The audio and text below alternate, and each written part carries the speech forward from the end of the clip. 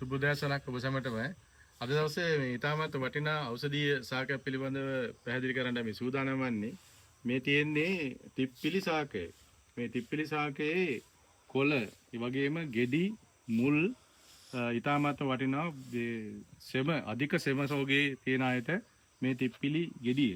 මේ තිප්පිලි ගෙඩිය මේක තව ටිකක් පැහුනාම මේ බැදලා කුඩු කරලා තෙල් වර්ග වලට යොදනවා. ඒ වගේම තමයි තිප්පිලි ශාකයේ මුල විවිධ බෙහෙත් ඖෂධ වලට ගන්න. ඒ වගේම තමයි අධික සෙම තියෙන අයට මේ තිප්පිලි කොළය මේක සම්බෝලයක් ඇටියට හදලා මේ පාවිච්චි කරන්න පුළුවන්.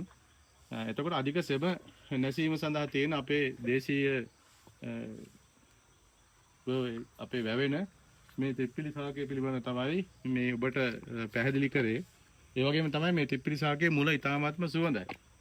ඒ සුවඳ දුම් ඇල්ලීම සඳහා ගන්නත් පුළුවන්. ඒ වගේම විවිධ ලෙඩ රෝග සඳහාත් මේ තිප්පිලි ශාකය භාවිතා කරන විශේෂයෙන් තෙල් හිඳීම සඳහා භාවිතා කරන ශාකයක් හැටියට මේක හඳුන්වන්න පුළුවන් දේශීය සිංහල වේදකමයි.